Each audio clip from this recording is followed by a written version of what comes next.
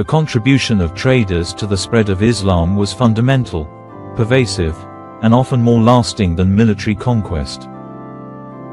They served as the primary vectors for the religion's expansion across maritime and land routes, making Islam a global faith not just through doctrine, but through commerce, culture, and credible example. Here is a breakdown of their multifaceted role. 1. The first contact and initial exposure. Long before armies or formal missionaries arrived, it was Muslim traders who introduced Islam to new regions. Their ships and caravans were the first point of contact. Maritime routes, Arab and Persian Muslim merchants dominated the Indian Ocean trade routes from the 7th century onwards. They established trading posts and communities from the Swahili coast of East Africa, e.g., Kilwa, Zanzibar, to the Malabar coast of India, e.g., Calicut, Kochi, and across Southeast Asia to the Malay archipelago, Indonesia and Malaysia. Land routes, Silk Road. Muslim traders were key players on the Silk Road, connecting the Islamic heartland with China, Central Asia, and the Volga region, modern-day Russia. They brought not only goods but also ideas, technologies, and religion to the Turkic peoples and others along the way. 2. A model of integrity and trustworthiness. The personal conduct of Muslim traders was a powerful form of dawah, invitation to Islam.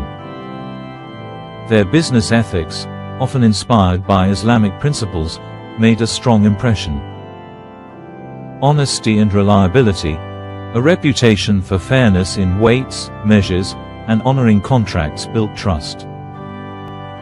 The Quranic injunction to fulfill the covenant, 5:1, and to be just in trade, 55:9, had a tangible impact. A new moral code. In regions where local populations might have been accustomed to exploitation or arbitrary rule, the structured, ethical framework of Islamic commercial law offered an appealing alternative.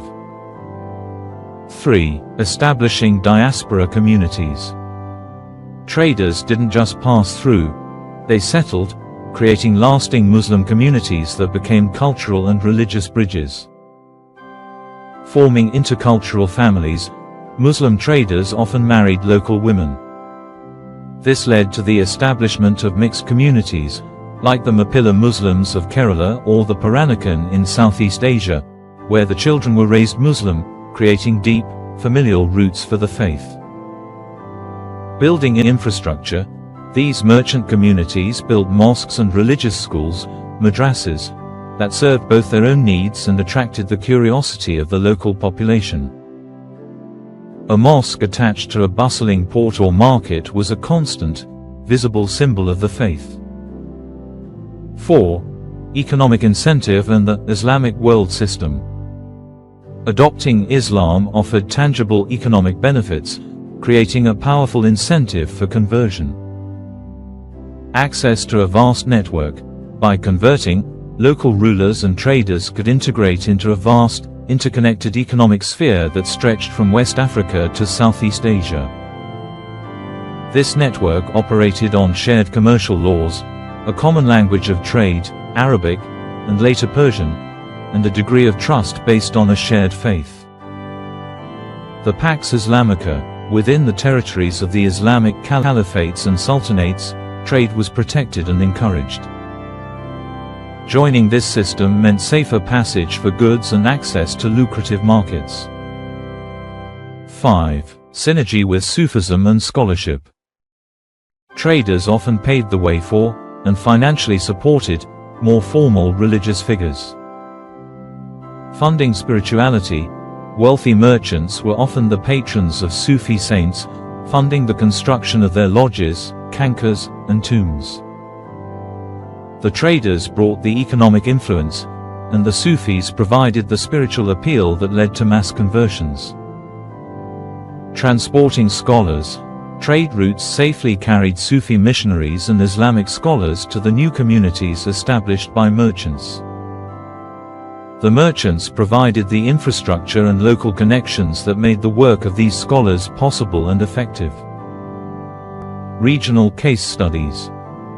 Southeast Asia, Indonesia and Malaysia. This is the quintessential example of trader-led Islamization.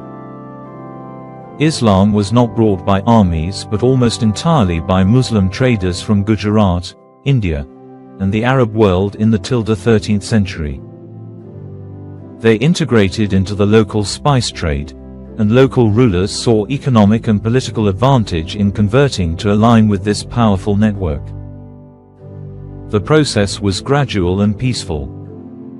Swahili coast of East Africa. From the 8th century onward, Arab Muslim traders settled along the coast, intermarrying with Bantu-speaking peoples.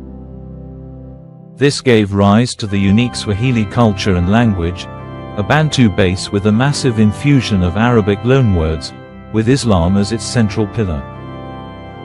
West Africa, Sahel region, trans-Saharan trade routes, controlled by Berber and later Arab merchants, brought Islam to the empires of Ghana, Mali, and Songhai. The rulers of these empires, seeing the benefits of trade and literacy, often converted first, followed gradually by the population. The Indian subcontinent. Long before the Ghaznavid and Ghurid invasions, vibrant Muslim trading communities were established in the coastal regions of Kerala, Gujarat, and Bengal through maritime trade. Conclusion: the merchant as a missionary. In summary, Muslim traders were effective because their mission was indirect.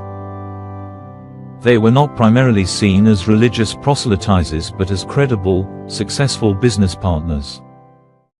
Their contribution was multifaceted. They were the first introducers of Islam to new lands. Their ethical conduct served as a living advertisement for the faith.